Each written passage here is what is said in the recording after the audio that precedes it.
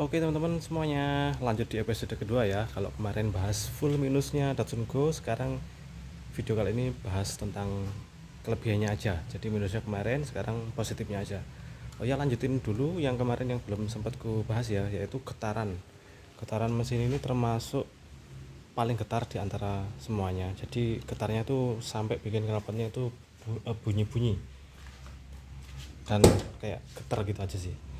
Terus kemudian seperti LCGC lainnya, kacanya itu mudah ngembun karena kacanya itu materialnya itu kayak transfer anunya itu nggak bagus, jadi mudah ngembun. Termasuk juga bodinya ini mudah panas ya, jadi kalau kejemur dikit aja dia panas, nggak kayak Sienta ini mobil mahal beda. Jadi ini meskipun kejemur lama panasnya, kalau ini langsung panas kejemur sebentar. Terus minusnya lagi itu apa ya, kayaknya itu aja kali ya. Oke teman-teman, sekarang bahas sisi positif dari Datsun ya.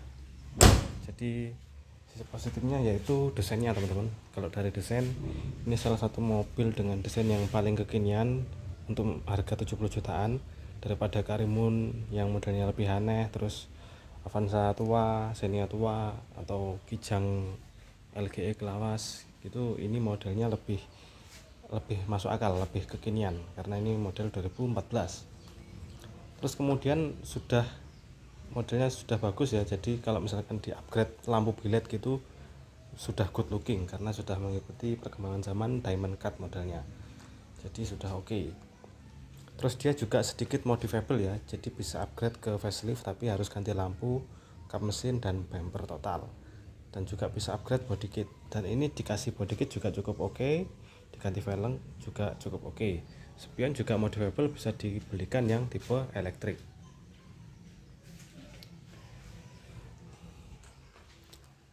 Oke, terus kemudian fitur kelebihan lainnya yaitu di 3 barisnya teman-teman. Meskipun tidak 3 baris murni, tapi seenggaknya saya pernah mencoba duduk di belakang itu masih bisa, meskipun harus bawa bantal ya untuk sandaran kepala, tapi seenggaknya ini satu-satunya 3 baris dengan harga 70 jutaan yang 2014.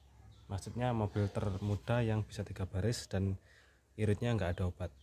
Seporos-porosnya ini ya tetap irit ya, meskipun terporos di kelasnya tapi dia masih tergolong irit, susah untuk di bawah 15 km per liter. Terus kelebihan lainnya yaitu kalau tidak diberikan kursi maka jadi bagasi yang super luas, jadi terluas di kelasnya ya, karena komputernya cuma Ayla, Karimun juga sesempit itu, Brio apalagi. Terus ini legroomnya juga termasuk lega ya, hampir sama kayak Jazz gitu, jadi cukup lega. Dan ini bisa dilipat jadi bisa kasur, jadi seperti kasur, dikasih kasur bisa buat tiduran. Terus kemudian warnanya karena krem ya, jadi warnanya krem, jadi kayak berasa luas gitu sih, dan berasa lega gitu sih. Beda sama Ayla yang gelap, jadi berasa sempit. Terus kemudian ini juga bisa dimodif untuk power windowsnya, bisa aktif ke 4 sisi ya, jadi sudah banyak yang jualan. Terus kemudian masalah AC yang tidak bisa diatur suhunya, itu bisa di custom, dikasih potensio untuk mengatur suhunya agar bisa diatur suhunya. Dan speedometer ini sudah menggunakan LED putih, jadi kalau kita modif custom background itu mudah, tinggal beli mikanya doang 150.000, sudah bisa kita custom desain sesuai keinginan. Untuk desain kalau menurut saya cukup oke ya, meskipun agak aneh tapi daripada Ayla menurut saya juga worth it lah, cukup oke, cukup kekinian. Daripada kayak desainnya Kijang LGE lama, Karimun kotak gitu, ini juga cukup oke. Sisi lain lagi yaitu setirnya sangat ringan, jadi ini mobil easy going banget, jadi kita buat kemana-mana gitu ini enak dibawa karena semuanya serba ringan. Terus kemudian audio juga bisa upgrade ke layar seperti ini, dan suara audio bawaannya juga sudah cukup oke. Dan AC-nya itu dingin banget, jadi nggak kayak Brio yang AC-nya nggak begitu dingin. Ini AC-nya sangat dingin, 11-12 sama Toyota. Terus kemudian joknya juga termasuk empuk dan juga nyaman, jadi cukup oke lah dibanding Brio. Ini juga cukup nyaman. Dan di tengah itu ada joknya, jadi bisa menaruh benda-benda dengan empuk juga. Misalkan benda-benda yang berbahaya seperti kamera gitu ditaruh di jok tengah ini bisa, atau membawa anak kecil itu juga bisa ditaruh di tengah sini karena ada kasurnya. Dan untuk tiduran di tengah sini juga bisa, buat teman-teman yang ngantuk itu bisa menepi dan tidur di sini.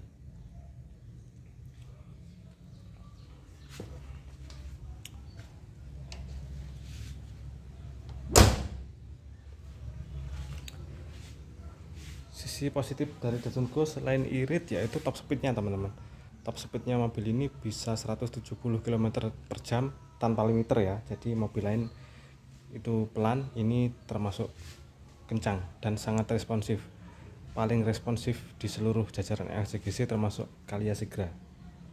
Jadi meskipun 68 horsepower tapi dia tenaganya itu di RPM bawah banget, jadi sangat bertenaga rasanya.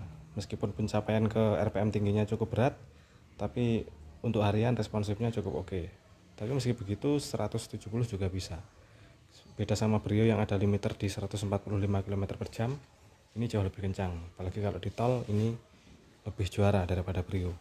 Meskipun kalau tarikannya kalah, tapi setelah di atas 140 dia akan menyusul. Untuk suspensi termasuk paling fun to drive ya, tapi kalah sama Brio. Tapi untuk Nikong ini fun to drive, tapi untuk jalan yang rusak ini paling kaku, seperti naik motor yang soknya keras. Meskipun bannya sudah dikempesin banget tapi nggak kuat, masih terlalu keras. Tapi untuk yang generasi facelift, generasi yang agak baru itu soknya lebih empuk dikit, tapi ya masih keras sih, karena mobil ringan ya. Kalau pernya terlalu empuk maka nanti pas muatan banyak mobilnya akan ambles gak karu-karuan.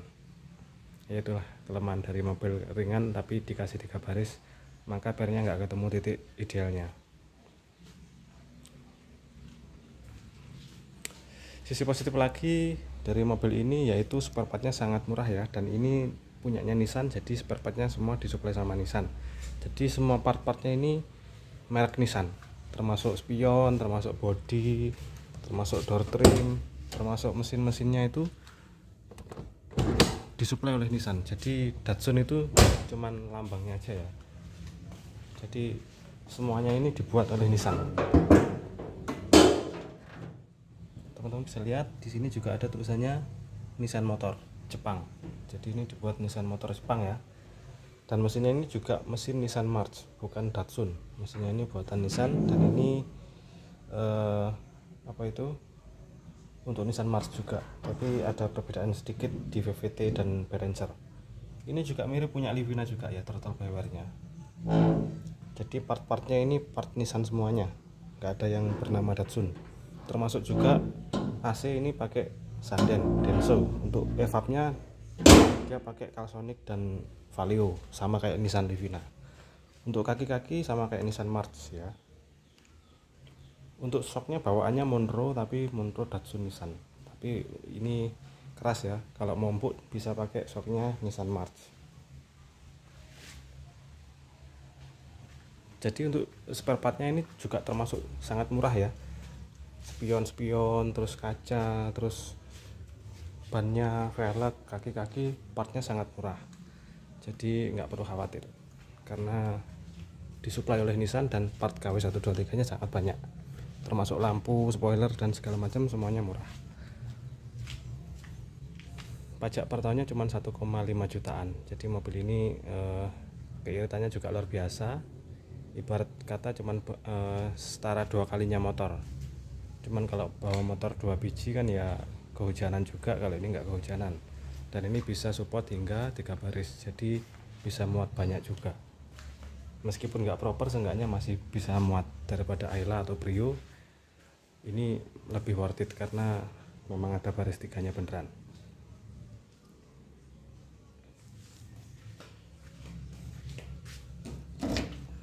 Dan ini sudah ada immobilizernya, jadi nggak bisa dicuri maling ya. Meskipun alarmnya nggak jelas, tapi seenggaknya ada immobilizer. Mungkin maling cuma bisa mencuri benda, tapi tidak bisa mencuri mobilnya karena ini sudah dilengkapi dengan chip. Maka kalau pakai kunci palsu, mesinnya tidak akan bisa hidup. Untuk yang versi upgrade-nya sudah reinforce chassis ya, jadi untuk crash lebih aman sedikit, dan ada airbag single di setir. Itu aja sih, tapi nggak ada airbag di penumpang. Oke teman-teman, mungkin itu saja sisi positif dari Datsun. Dan Datsun ini nilai jualnya cukup worth it ya. Jadi meskipun untuk first car, mobil ini sangat worth it karena dijual lagi pun nggak begitu rugi banyak, karena bekasnya juga segitu-gitu aja harganya. Untuk penyakit biasanya cuman kaki-kaki murah, apanya itu murah, shock sama pusing armnya murah, dan AC biasanya evapnya bocor. Evapnya itu murah, mulai dari merek Poca, terus Valeo, terus Denso itu under 1 jutaan juga, jadi sangat murah sih. Kalau kompresor belum, jarang sih yang kena, apalagi mesin itu sangat worry free banget, bandel banget, karena itu dibuat sama Nissan. Dan Nissan ini secara global juga cukup pemain ya, jadi produk Nissan di dunia juga sangat laris, termasuk Mitsubishi sudah dibeli Nissan. Makanya expander itu juga dibeli Nissan, makanya dibuatlah versi Livina untuk Nissannya. Oke teman-teman, terima kasih telah menonton. Jangan lupa tonton video-video saya lainnya.